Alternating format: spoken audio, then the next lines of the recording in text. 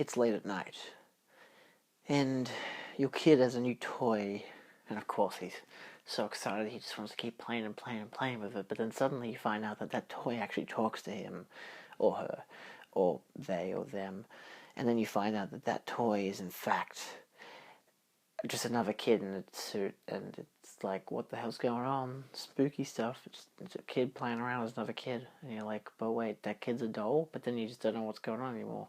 Anyway, that's not related to today's topic. Today we're talking about the Child's Play series, which I will note as the Chucky franchise, maybe Chucky series in the actual title, because that's probably more catchy, more obvious than Child's Play.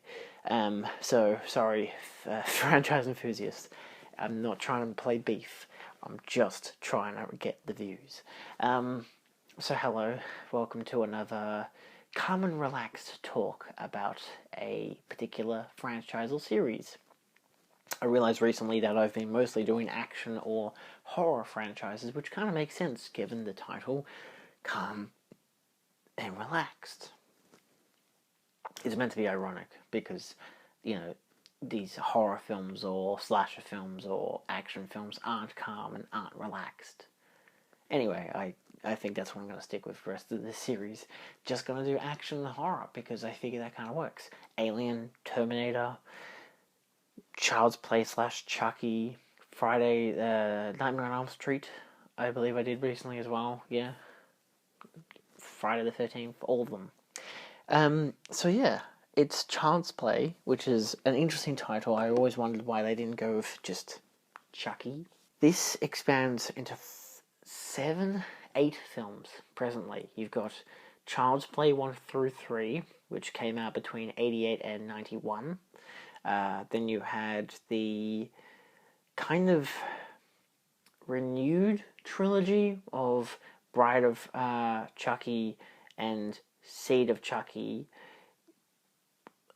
but that was more of a duology. But then, of course, you had follow-up 10 years later. I will talk about the dates when we actually get around to the films. You have Curse of Chucky and Cult of Chucky, and of most recent, Child's Play.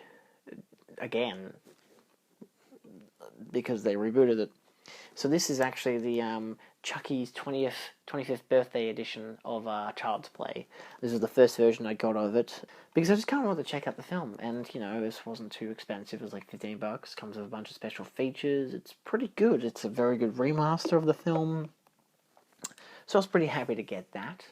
And so we're going to review that film before we dive into the rest, of course. So, as per usual, I will go through my written up review of the franchise, and which I've got all of these in a listed thing. I've got my quote, my initial review or reaction, which is usually the review I put in for Letterboxd, and then I have my more detailed review, my thoughts on the film, my thoughts on Chucky, and my dislikes, if I have any, and then my rating out of 5, because it's mostly from Letterboxd. I'm going to try and make these darkly themed, because it's 1:26 a.m. on a Sunday morning now, because during the coronavirus season it's hard to make videos, so I have to usually film them really late at night, so that's fun. And I kind of think it suits the tone, it's horror. It doesn't seem that dark, but these lights are actually dimmed. So yeah, Child's Play from 1988. Now, I've watched this film twice now. I watched it once last year on June 16th. It was one of the first films I watched when I got back from my Japan trip. And then I rewatched it tonight. Well, technically last night, because it was Saturday night and this is Sunday morning. Anyway, so my first viewing, my quote was Ugly Doll. And my review, I love me some cheesy but spooky looking 80s storm cloud effects. I do. I like them a lot. They're fun. So then we jump into my second viewing. My quote from Chucky, "Hi, I'm Chucky. Want to play?" My review, kids just want to have fun. Of course, this film was directed by Tom Holland, fresh off the boat from my favourite vampire film, Fright Night. Yeah. when I said Tom Holland to my younger brother, he was like, "Wait, Spider-Man directed this?" I'm like, "No, you idiot. Tom Holland directed this."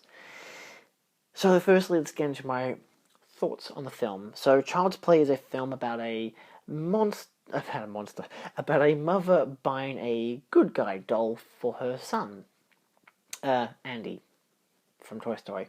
The doll is possessed by the soul of a serial strangler actually, by the name of Charles Lee Ray, nicknamed Chucky, because that's what his friends call him. Over the course of the film, people around Andy start dying, which is really just kind of his aunt, and by aunt it's just a colleague of his mum who's babysitting him. But for kids it's easier to just call them aunt or auntie or uncle or whatever, because it's just easier. We all know it's easier, even if they're not blood related or whatever, or cousins. And so of course the question becomes: Did Andy actually kill the woman, or was it Chucky? And is Chucky actually a living killer doll? I mean, obviously he is, because it's pretty fucking obvious. The opening scene, this serial killer played by Brad Dourif. I think it's Dourif. Dourif? Don't know exactly how to pronounce it. Great actor. He, of course, serial killer in the opening sequence, and he gets killed by a cop, and he uses voodoo that I don't really emphasize as voodoo until later in the film. He uses a magical spell to transfer his soul into the doll into one of the toys. It's weird that they call them dolls, because they are dolls, but the toys, but it's a weird distinction between the two. It's a doll toy? Anyway. So, let's just go into I don't think there's much else to talk. I want to go more into detail into the narrative of the film, but it's pretty simple. They find out Chucky's actually a killer doll, and then they have to go and kill the doll before it puts its soul into Andy. Simple as that. My thoughts on Chucky. So Brad Dourif is a national treasure, which is a weird thing to say because he's American, I think, or British. Either way, he's not from Australia, so I can't really say he's a national treasure. He's an international treasure. He is a Earth treasure. I don't know what the fuck we are anymore. So that's my first and foremost, most important thing to break down right now. So he is amazing as Chucky. We all know he is. And he only gets better in the sequels. I like the idea of a killer doll, especially with the soul of a serial killer. It's an interesting idea. I quite like it. Very unique, especially in the slasher genre.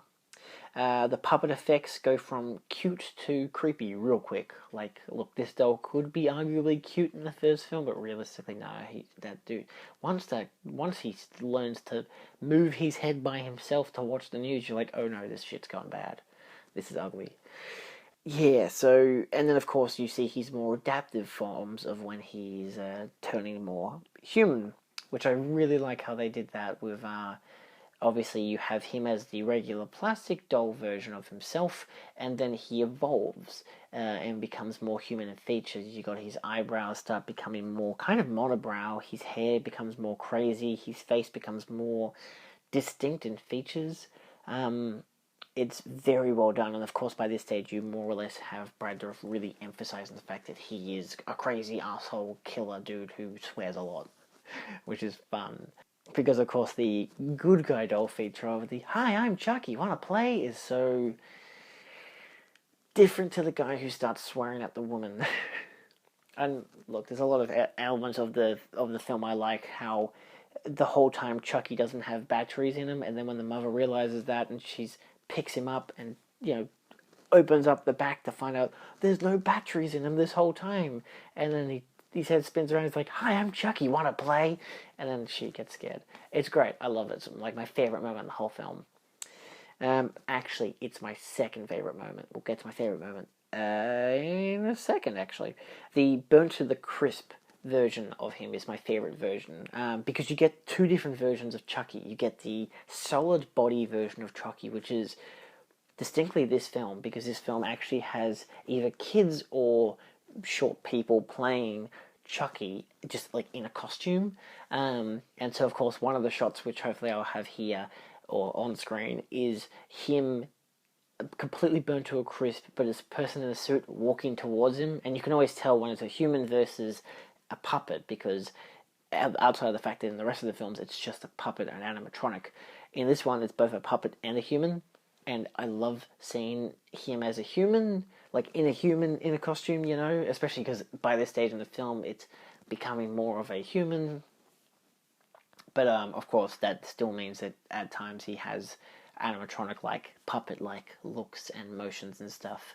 But just this one part where he is like trying to kill the family, the mother and Andy, whilst he's been burnt to a crisp, and the cop's there and he wants to kill him as well, and like he's just slowly creeping towards them, you know, burnt to a crisp, but as a person in a costume. It's really a nice effect.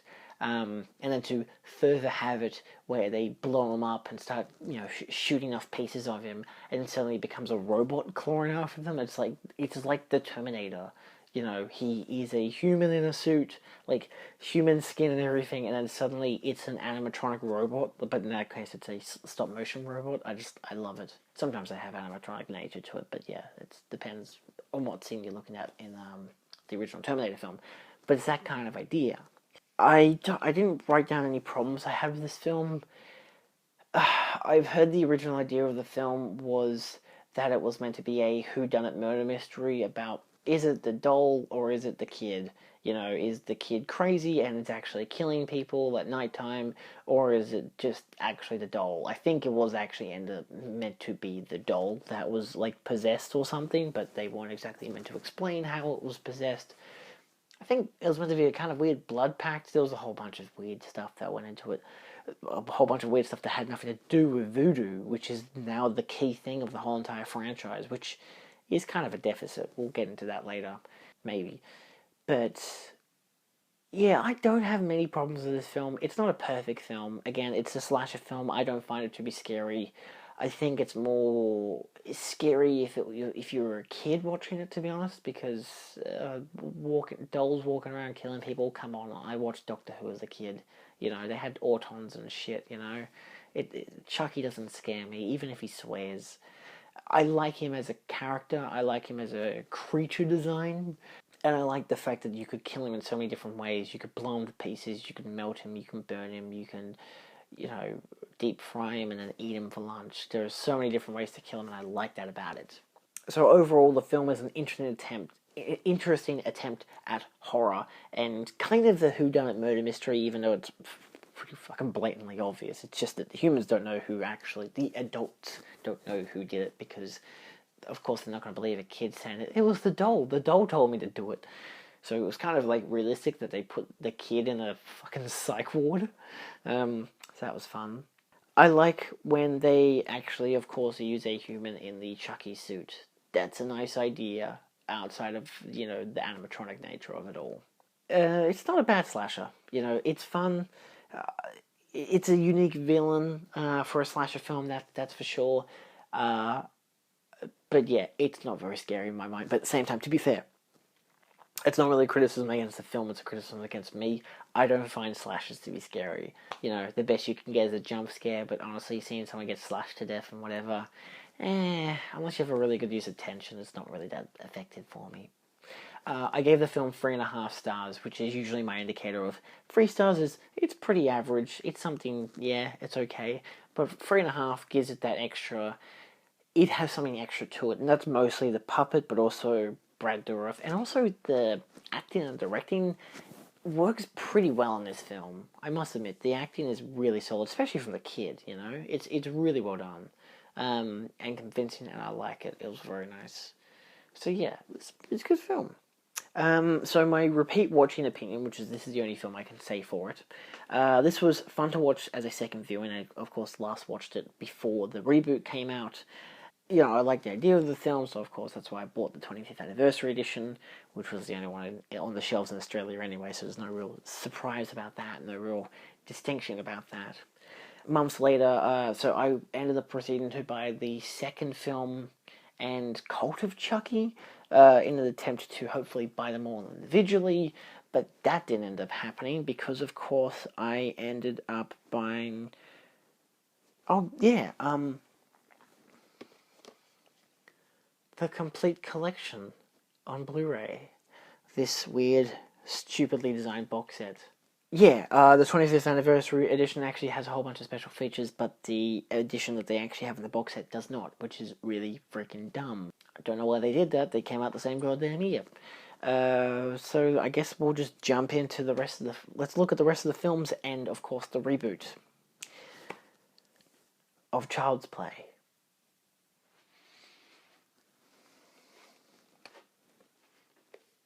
I turned the lights up because it was hurting my eyes. So, the Chucky complete 7-movie collection. Of course, this does not involve the latest iteration of Child's Play. This has the first iteration of Child's Play, followed by 2, 3, Chucky, Bride of Chucky, Seed of Chucky, Curse of Chucky, and Cult of Chucky. I like the design. It's a nice box set on the outside. I've seen a version where it has a lenticular cover, which makes it look like it's actually a 3D effect, which is probably a much better box set. This is the British one. I believe that's the American one. It does have a little pocket there so you can reach it in, because of course it has that little dive in there. And then you get to this big box, which the reason why I wanted to get the box set instead was so I don't have to put in all the individual films on the shelf. This actually counts up for free regular Australian Blu-rays anyway, so it kind of became pointless because I already had free Blu-rays. Doesn't matter. I hate the design of the set. I really want to emphasize that straight away instead of going into the films. This is what it looks like on the inside. It's that. There's nothing for it to hook onto. You got hook there, and these things for this to hook onto. It's one of those.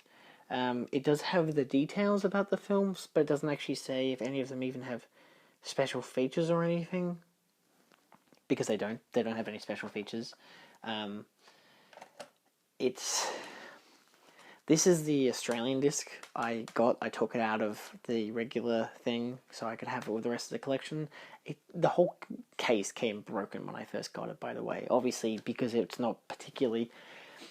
It's probably one of those, you should buy it off the shelf kind of deal rather than have it delivered, because obviously you get thrown around and whatever, and I had to glue all the pieces back together because I didn't understand how the box worked. I thought this was meant to stick into something, but no, it was just broken on... It's like this. So, of course, you have all the films, and, of course, the second... This is the only one... The first film is the only one that actually says what it is. The rest of them don't. You got the second one, the third and fourth, fifth and sixth, and seventh, and they don't tell you what the hell they are. Which I guess is okay, because you have enough of artwork to figure that out for you. So, yes. Then you've got the empty box, which should hopefully stay there. Yep, I see why that's pointless now. You can't even see it.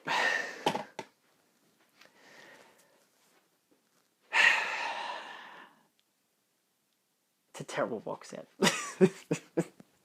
So anyway, let's get into Child's Play 2. And yes, at the end of the video, I will actually rank them as to which ones I think are the best, I guess. In my opinion, at least. Of course. Child's Play 2 came out in 1990, 2 years after the previous film. My quote, Chucky says, "Move your ass." Move your ass, bitch. My initial review, don't king shame Chucky's BDSM voodoo. The director of this film is John Lafia. Lafia. Why does no one have easy to pronounce names anymore? Anyway, I'm kidding. My thoughts on the films. So... if you let go of how they sidestepped the ending of the first film thing, pretty much the ending of the first film it ends on a closing shot of Andy looking through the door at Chucky's remains. Is he dead? Is he not dead? We don't know. And the next one, it starts off pretty much by saying that the cops that were there who were attacked by Chucky, who saw that he was a moving thing, decided, nah, we disagree. It was the kid, probably, maybe. And the mother it's just put in an asylum because, well, a mental institution, because, of course, she thinks a doll was attacking people and killing people. Yeah. So that's not great, but also writes the mother out, and I found out why, because the actress didn't want to return because she didn't want to be associated with a horror franchise, because that's kind of like going to be the death of an actor at some stages. She wanted to be considered as a serious actress, so of course she decided to not do that second film, which is fine. It sucks. I would have loved for her to return, but that's okay. It could have been like a Terminator 2 thing as well.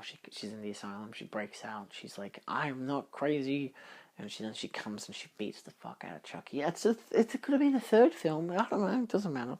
Anyway, so the film plays out with the kid from the previous film, Andy, same actor, moving into a foster home in order to recover from his Chucky trauma, while his mother does the same in the mental institution place. Chucky, on the other hand, comes back to life in a fun credits sequence where they rebuild the older model, scraping off all the skin and stuff, and taking out all the eyeballs and everything, just pretty much making it like the shell of the previous version, except it has the same teeth. So, and then they just repaint it, put on new skin, and plug in new eyeballs, and it kills the people that once they put it together manually, which they even say, oh, we've never done this before, because the CEO is like, I want to make sure that that we can't get a lawsuit from this, so we want to make sure that the doll was actually not ineffective, so it's not our fault. And of course then the doll comes to life and kills them all. Well, not really, but kills one of the guys. But it's more or less blamed on a technical malfunction, because it's like, oh, he got electrocuted to death and it exploded in his face. It may not have been Chucky. It was totally Chucky. Totally. Yeah, so not on the nose, Chucky gums up and starts stabbing everyone in the chest. It's just an explosion, an incident. Anyway, honestly, the opening sequence is really fun. I really like it.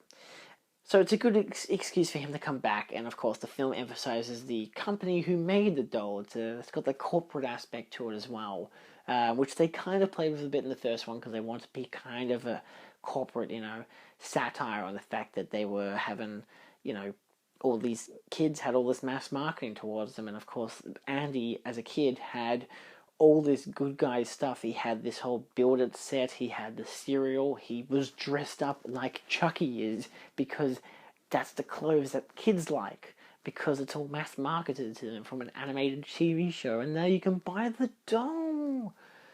But then his mum gets a faulty doll because it's possessed by the soul of a serial killer. Anyway, so of course Chucky escapes, and finds his way to Andy in Hell and Shoes.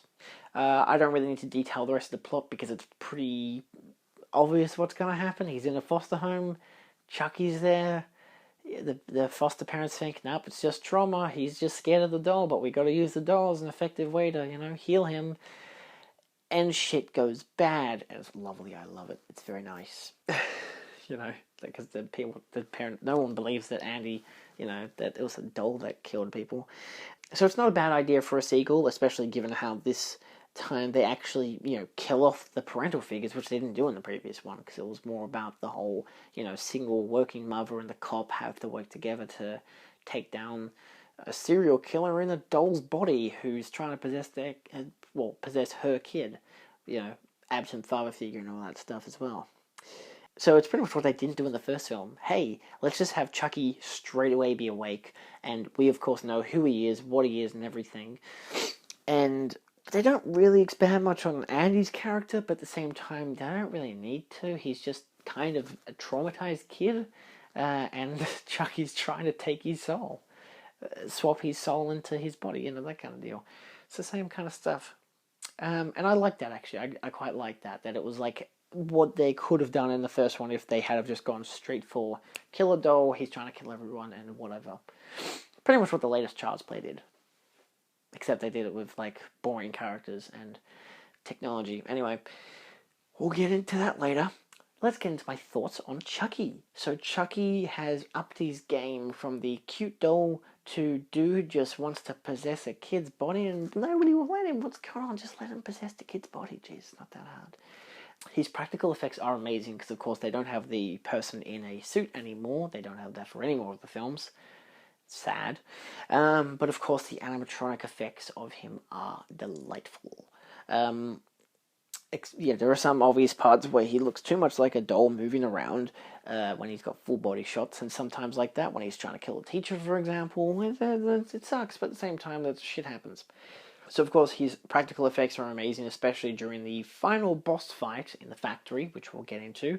Brad Dourif, of course, returns as the voice of Chucky and continues to give the character the nuance he deserves. That of a psychopath in a doll's body. Problems with the film. So the film is very focused on Chucky and Andy, and so when certain characters die in the film,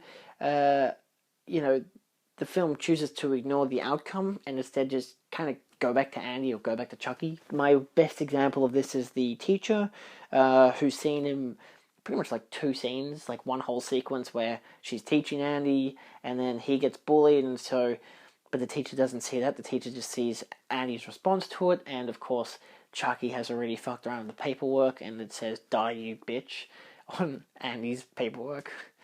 Good one. And so she locks him in the classroom for detention, and locks the Chucky doll because she's like, "Oh, you can't play with dolls," even though he obviously knows it's Chucky. Locks him in a closet. And she goes to call the parents, the foster parents. And then when she comes back, Andy is gone because he's broken out the window and can run home. And she thinks that he's gone into the closet. And she unlocks the closet. You get all this thing of her looking around, a minor jump scare, looking around, and then she gets slapped on the head and she falls outside the door, and then Chucky jumps down and he's walking towards her, and he just slaps her to death with a really long ruler, and that's it. Nobody ever mentions it again. And it's like kind of just a kill for the sake of kill, but it's like, it could be a considerably, she's a bitch of a teacher or whatever, but it's like, yeah, but no, kind of, but not really. She's just kind of misunderstood the situation.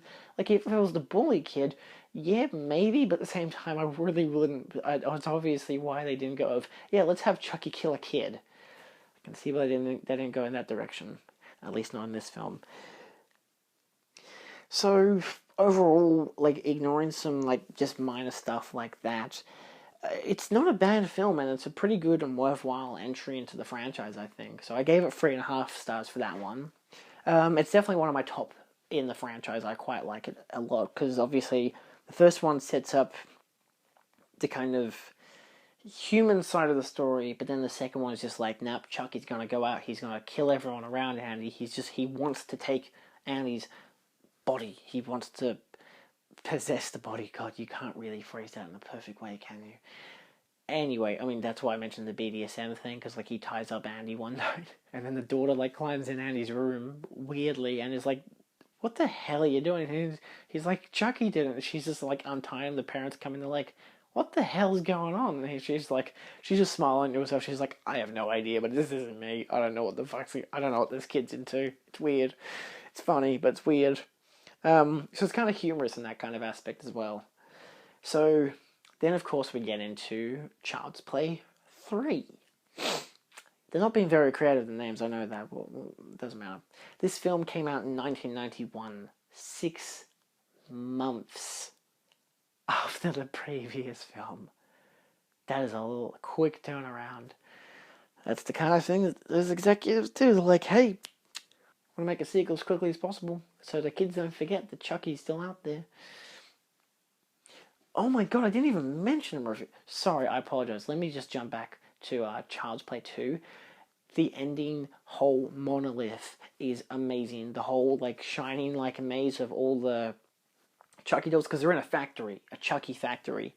The good guys factory. And there's it's like a whole, like, half an hour set piece with Andy and I think her name's Kyle, the kind of sister figure he has in the film, the other foster home girl.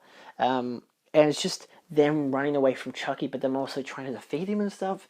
And they'll, like, cover him in plastic, and then he'll, like, erupt out and try scrape his way to kill them. And there's so many creative things that they do in it, and I love it. And they do have someone get killed off in it, in a very, probably the scariest part of the whole movie, to be fair, where he gets his eyes plunged in with the machine. If you've seen it, you know what happens, and it's disturbing.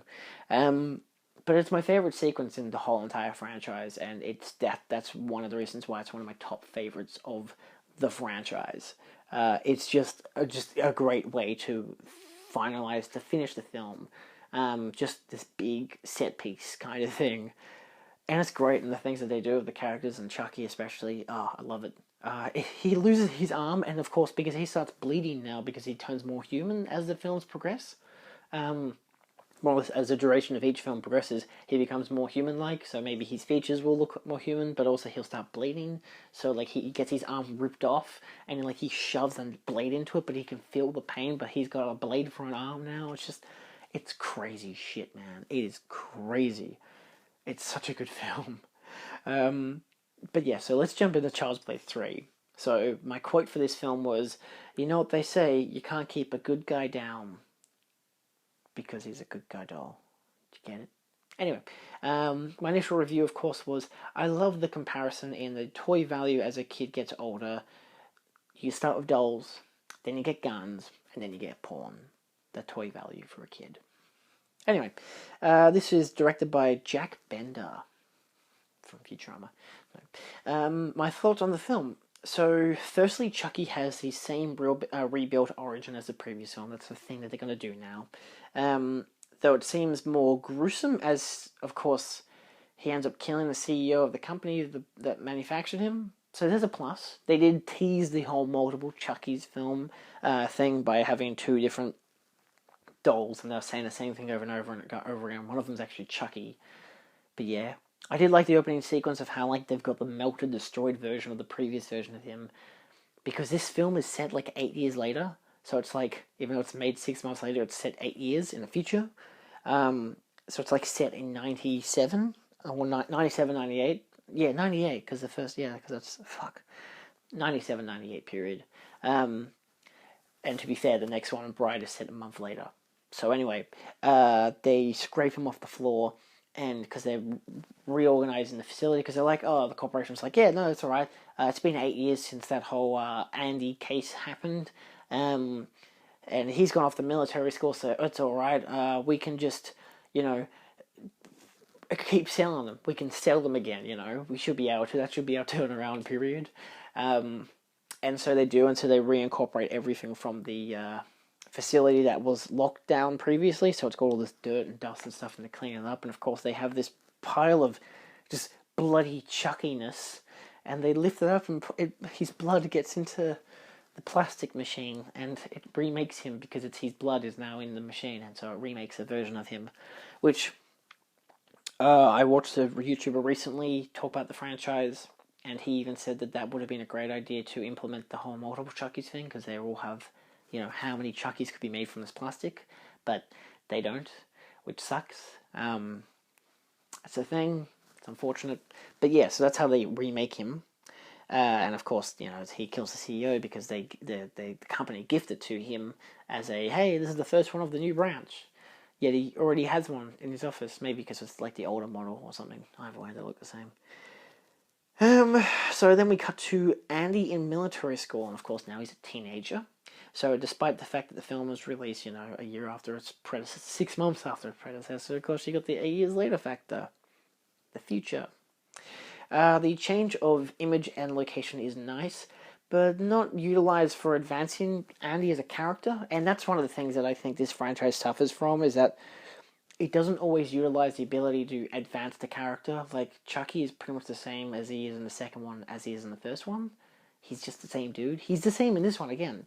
He doesn't change, at least not until the next one. And they have to introduce a whole backstory thing for him to actually change as a character, because there's nothing for him to evolve as a villain, which sucks. It's more or less, what's the new way we can kill him? What's the new way we can make him uglier and shit like that, and make him scarier? And it's the same, Andy doesn't have any real character arc in the first and second one. He doesn't really evolve as a character. Like, he gets PTSD, and then this one, they kind of try to re-emphasize that PTSD, that trauma, because whenever he sees a Chucky doll or hears the ad or whatever, he kind of goes into a state of shock. But they never emphasize it. Like, they never really dive deep into the psychology of it. And to be fair, this film was very quickly written, so they couldn't really emphasize that, nor the, because of lack of budget, the multiple Chuckies aspect. So, of course, now you have the really cliche version of the film, because every character is a stereotype. You've got the cliche bully who's like, oh, I'm just a bit older than you, but like because I've been with the military people all my life, they all let me do whatever I want to, so I can bully whoever I want, including the nerd who you now bunk with, Andy, the nerdy kid who shouldn't be there because he doesn't have the heart and soul to be a military dude. And then you got the chick who's like, hey, I'm a girl and I'm better than all of you, because she's not being like, oh, I'm better than all of you. She's like, it's a bit of a smart aleck because she is actually better than like all of the guys, and she proves that by, you know, talking back against the leader. His name's Shelton. Instead of Sheldon, it's Shelton. It's a stupid name. And so he forces her to do 20 push-ups, and she does it, and she just does it, and it's like no problem for her, and he's kind of surprised by it, but that's obviously the point. So those are your lead characters, outside of like the marshal, who's a dick and not really great. Yeah, so he gets bullied by many people in this film, which is Andy gets bullied, that is. Oh no, kind of ironically, he doesn't get bullied for being like, oh, he's that Chucky kid who thinks that the doll's alive. You know, they never mention it. None of the people know, except for like the people who like allow him to come into the school, because it's like, well, we know about your history because of the foster stuff, and obviously you've had this kind of trauma with with these murders that happened, but we're gonna, you know, we don't want to hear any of that shit. You're gonna grow up here because this is military school where you grow up and all that fun stuff. So there is a plus, and he just kind of gets a girlfriend. That's a plus, I guess. Anyway, to add to it, we get a new kid, Tyler. So he's actually a kid, like 5 or 6 years old, for Chucky to screw with and potentially swap bodies with. So again, his character is the same. It's just, I want to become a human again. And he always chooses a kid. This becomes consequential a few films later. We'll get to that. After several deaths, we get to the end of the film, because who cares about narrative, with a war game that leads to the obvious revelation about Chucky. Chucky's obviously a living doll, and like one of the persons knows that, and he's kind of got a bit of PTSD as well, seeing him kill the barber. Fun scene. And also this leads to some more deaths, because Chucky, this war game is 2 teams against each other, and they're meant to use paintballs, but Chucky's replaced all the paintballs in the red team as live ammunition, so they kill Shelton, and everyone's like, holy fuck, Shelton's dead! And like, you know, Chucky's trying to chase it after the black kid, this being Tyler, he's a black kid, because he wants to trade souls, and then Andy and his girlfriend go after him because the nerd kid jumps on the grenade that Chucky throws, because they're all bickering about who shot who and whatever, that they don't realize there's grenades, so he sacrifices himself. That's a nice character arc. It's sad, but it's you know, as in that's sad what happens to his character, but like it is a pretty decent arc in terms of effectiveness of the character. So yeah, Sheldon arguably deserves to be killed, but because he's a dick. So there's at least that fun part to it. So Tyler runs away to the carnival nearby, where Chucky follows, as well as Andy and his girlfriend Kristen. Then we get to the final confrontation in a fake haunted house, you know, one of those set up ones in a carnival. One thing leads to another, and Chucky doesn't just get his face half sliced off, which is fun. It just happens, like a scythe just goes shoom, and his face just goes fun. But of course, he also gets his body completely chopped to pieces in a gigantic fan. Andy is put into custody, Kristen into an ambulance because she gets shot in the leg by Chucky, and Tyler just disappears. We don't get any resolution to what happens to him. Again, kind of a rushed film. So not an overall great film. Thoughts on Chucky? Chucky lacks a scare factor in this film, completely ditching the cute toy aspect, unless, you know, it's to screw with an adult. He has the same arc, get a new body, and of course he thinks Andy is the best way to do this, so he researches Andy, finds him at the military school. He makes for some, you know, cool kills, and kills that make more sense given the geography of the film, because of course it's, you know, in a school and stuff, so they've got some nice kills to it. So in contrast to the previous film, I think the kills are better handled here. Some of them are more fun, but I don't know. I don't really know why I wrote that. I think that's... I mean, okay, to be fair, in this film, he does strangle the victim. So he's like, oh, it's good to be strangling someone again. So it's more for the character. And then you get the guy who has a heart attack, which is kind of humorous because, like, Chucky's like, what the fuck is he doing? And he's having a heart attack, and he just dies from a heart attack because he's been spooked by a talking doll that wants to kill him. The Barbara scene in particular is quite fun as well, and Shelton getting killed. And of course the grenade. So it does have some fun and memorable kills compared to the second film, which doesn't have too many memorable kills, but it has some better sequences and a better film overall. Problems with the film. Oh shit, there's a lot to talk about here. I'm just going to read it straight off the script. The film opens its focus on from Andy and Chucky to the new kid, but he's just used as a prop for someone that Chucky can take the body of, much like Andy was in the previous film. So that kind of sucks that he's just a scapegoat, pretty much. A red herring, almost. The film feels slower, and I feel like it could have explored at least one more detail solidly, that of Andy's PTSD from his previous confrontations with Chucky. Instead, all we get are two parts of him freezing upon seeing Chucky, but not in like a dire situation. He sees Chucky from across a field that one of the generals is taking him to the dump, and he's just like, he freezes, and then like, again, it's when and the other one is when Chucky's on TV, you know, it's the Child's Play. They're playing the original, the animated ad and whatever, and he's at the barber, but nothing comes of it. It's something that could have been explored more and utilized into a character arc that would result in maybe him killing Chucky once and for all. This is the third film of a trilogy. So, you know, could rid him of his trauma. He could be completely happy with it. He's like, okay, I've completely destroyed Chucky. There is no way in hell he could come back. But, yeah, of course, that's not going to happen. But alas... Also, why is the mother still in the mental institution? They kind of referenced the institution as like, oh, there's one up the road, and I kept thinking, oh, they're going to bring her back? No, they're not going to bring her back, of course not. So yes, I then continue to complain about why Chucky, why she isn't in the movie, but of course we know why she wasn't in the movies. So the film presents, again, it's one of those sequels that can present some good ideas, like, again, the PTSD stuff and whatever, especially because that's a very big thing when it comes to military stuff. But they just don't elaborate on it. They don't make anything of note on it, really, outside of just a kind of dabble on the idea. But also with its construction of gender, it all comes down to, you know, the bare bones of Chucky fights grunts.